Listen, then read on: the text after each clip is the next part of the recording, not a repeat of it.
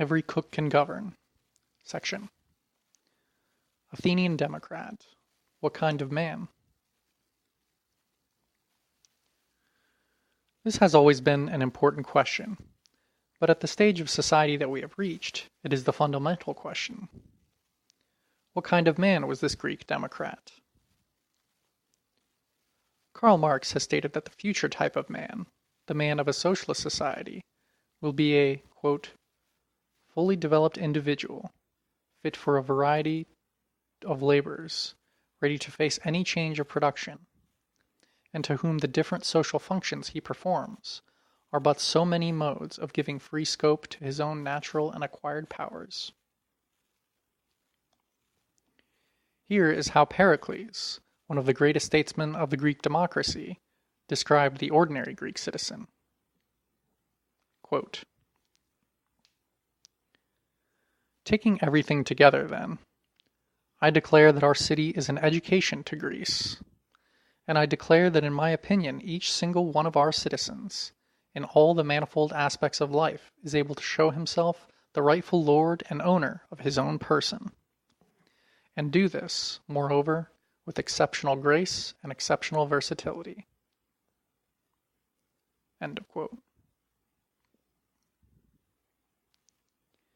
Marx and all the men who have written of a society of democracy and equality had to place it in the future. For our Greek, this conception of the citizen was not an aspiration.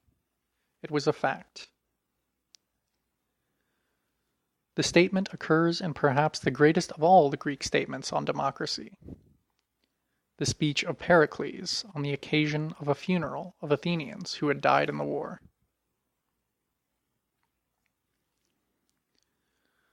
The Greek democrat achieved this extraordinary force and versatility because he had two great advantages over the modern democrat.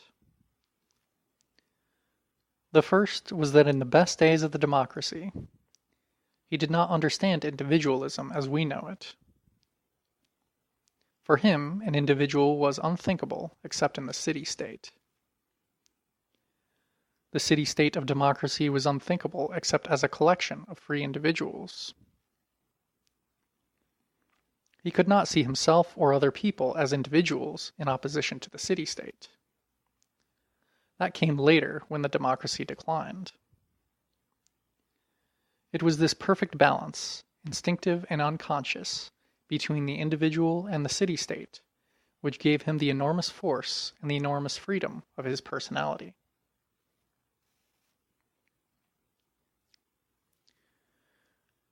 Pericles shows us that freedom, the freedom to do and think as you please, not only in politics but in private life, was the very lifeblood of the Greeks. In that same speech, he says, quote, and just as our political life is free and open, so is our day-to-day life in our relations with each other. We do not get into a state with our next-door neighbor if he enjoys himself in his own way.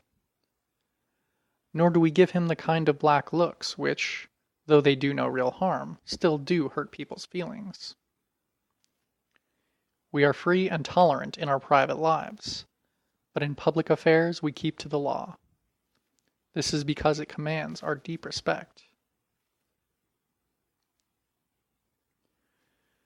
We give our obedience to those whom we put in positions of authority, and we obey the laws themselves, especially those which are for the protection of the oppressed, and those unwritten laws which it is an acknowledged shame to break. End of section.